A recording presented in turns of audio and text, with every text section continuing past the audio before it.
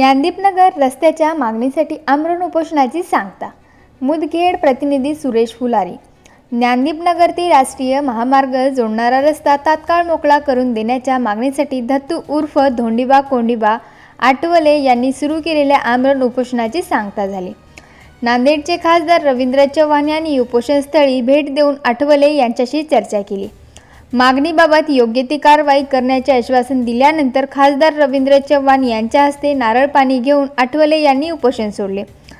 रस्ता प्रश्न तातडीने मार्गी लागण्याची अपेक्षा परिसरातील नागरिकांनी व्यक्त केली आहे। समाधानकारक उत्तर भेटल्यामुळे खासदार साहेब आणि बीडीओ आणि तहसीलदार साहेबांमुळे याच्यामुळे मी उपोषण सोडलेलं आहे आणि हे उपोषण सोडण्याचं मेन कारण खासदार साहेब आहेत। खासदार साहेब आले आणि खासदार साहेबांच्या हस्ते मी नारळ पाणी पिलं आणि उपोषण सोडलं।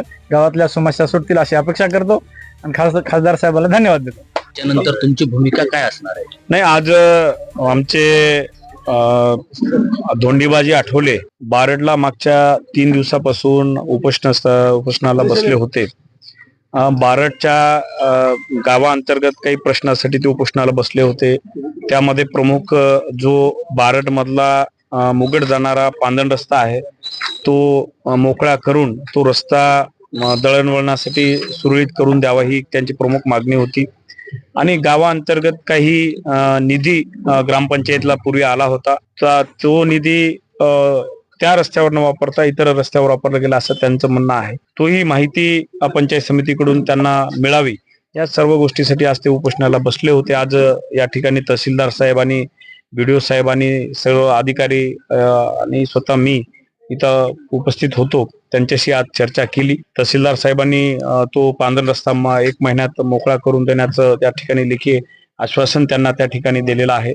आणि बीडीओ साहेबांनी त्यांच्या वतीने पंचायत समितीच्या वतीने जो काही निधीची त्यांची मागणी होती तो त्याची चौकशी करण्याचंही पत्र त्या ठिकाणी दिलेलं आहे। त्यामुळे आज धोंडीबा आठवले साहेबांनी उपोषण मागे घेतलं आणि निश्चितच बारड गावाच्या विकासासाठी ते या ठिकाणी बसलेले होते आणि निश्चितच तहसीलदार साहेब आणि बीडीओ साहेबांनी सर्वांची विनंती मान्य करून आज त्यांनी उपोषण मागे घेतलं आणि निश्चितच येणाऱ्या 1 महिन्यामध्ये तो रस्ता मोकळा होईल आणि दळणवळणासाठी खुला होईल। आणि जो गावाअंतर्गत जो रस्ता विषय होता की नाल्याचा पाणी येतोय, काही इथला रस्ता करायचा आहे, तर मी त्यांना सांगितलं की माझ्या खासदार निधीतून आज 15 लाख रुपये त्यांना या ठिकाणी देणार आहे। तो जो पाणी येतंय नाला असेल किंवा रस्ता असेल त्या निधीमधून त्या गावकऱ्यांनी करून घ्या। सर, मुदखेड तालुक्यामध्ये बरेच ठिकाणी उपोषणाचा सहारा घ्यावा लागत आहे, तर आज तहसीलच्या पुढे 15 ऑगस्ट रोजी प्रमोद पवार नावाचं व्यक्ती उपोषणाला बसलाय। ग्रामीण भागामध्ये रस्त्यांची दैनिक दुरावस्था झाल्यामुळे बरेच लोकांना पांढऱ्या रस्त्यासाठी उपोषणाचा सहारा घेतात, त्याच्यावर मत काय? नाही, आता मी आताच निवघ्यामध्ये गेलो होतो। आमचे विशंभरावजी पवार त्यांच्या काकू वारल्यामुळे भेट दिली। तिथेही कळालं की ते पवार तिथे बसलेले आहेत तहसील समोर मुदखेडच्या। काही सिंगल फेजिंगचे कामं आहेत, काही रस्त्याचे कामं आहेत।